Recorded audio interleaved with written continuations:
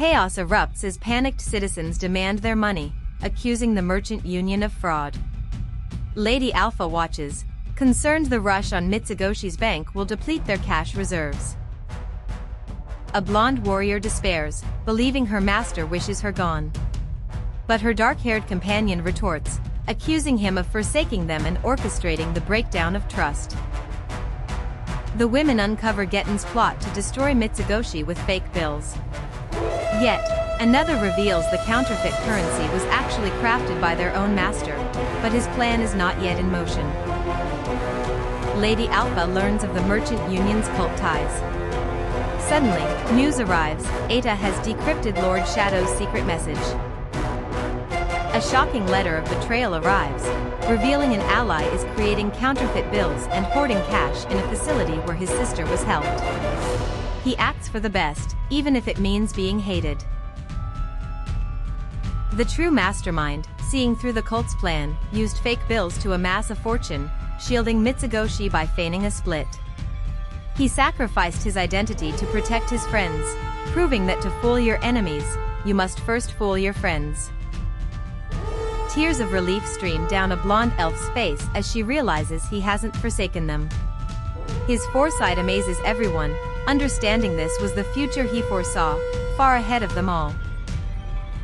Delta, back from a super-secret classified mission, is embraced by a white-haired woman. Now, it's their turn to prepare for their own work. A confident blonde and a stern dark-haired woman lead a group, preparing to retrieve funds and welcome new clients at the bank. The next day arrives with the bank standing in plain view. Panic consumes the main character. His honestly earned money is gone. Did Yukime take it, or did Beta decode his edgy message? Mitsugoshi's fate hangs in the balance. Natsu and Kana report Lady Yukime's disappearance to John. Enraged, he deduces Getten's involvement and his acquisition of their plans, causing a ripple of fear.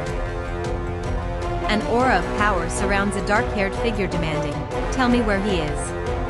I shall take back what's mine." A fox-eared character then explains she found it odd that an influx of bills were being liquidated right before the collapse. Yukime confronts Getten, declaring she lived for this day. Getten rages, realizing she's behind it all. Yukime mocks his revenge, advising him to surrender as the merchant union crumbles, but Getten defiantly vows to reclaim his stolen money. A swift slash cuts through the air. A fan coated in blood is held high. I am no longer the Yukime that needs to be protected. I have known no rest since that day. Surrounded by power, a fox-eared character declares victory, revealing her true spirit fox form. "Yukime, wait," cries a horrified observer. A person is struck hard, a voice yelling stop. A blonde sighs amidst swirling energy. Despite not understanding the change, she cannot ignore his past actions, both good and bad, especially saving her and the village. A white-haired fox-eared character clings to hope that the old Getten still exists. As a distressed character wheezes, a small ethereal figure bids goodbye, Getten, while the other clutches their chest, rattling with pills. A bloody blade pierces a fox-eared character's chest. The attacker rages, blaming her naivety for their village's destruction. The stabbed character frantically asks if he took more pills. A sword is drawn through furry hair. In a snowy landscape, John Smith confronts an armed figure. A fox-eared character lies incapacitated. John acknowledges the other's arrival as the armed figure says, "Finally." The fox-like character accuses his opponent of laying filthy hands on his precious treasure, daring him to retrieve it. Realizing the truth, their opponent asserts they will be handed the treasure, setting the stage for battle. A grin spreads as battle erupts. Fists meet swords in a blur of motion, sending one combatant flying amidst glowing lines and rapid strikes. A blindfolded character taunts their opponent, claiming their magical perception has exponentially increased. Seeing every move, they challenge, "Why aren't you coming at me?" He observes his opponent's perfectly laid threads, fearing being sliced if he rushes. He senses an immense rage, wondering what's happening, while being warned to not be provoked. A man in a suit confronts a fox-eared individual, who expresses disbelief at his concern for another. Holding a vial, the fox-eared character furiously consumes the pills, stating there's no turning back and they sacrificed so much for power. A beastly human roars defiance, abandoning his life to take from others before they take from him. Yet, his steel threads are dismissed as spider silk. True steel just isn't hard enough. Step lands a devastating blow on a monstrous creature, asking, "You wanna play rough?" The creature, reeling, responds, "I can play rough," before crying out in pain. A determined character unleashes a barrage of blows, thunk, thunk, thunk. The creature reels, blood splattering, its eyes wide. A clenched fist signals a decisive move. Powerful blows land with a cacophony of sound, thunk, wham, bank, thud. The character's focused expression remains unwavering amidst flying debris.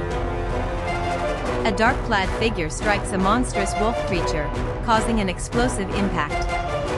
The creature boasts that all attacks are futile, with wounds healing instantly due to pills, yet it wobbles, panting from the barrage.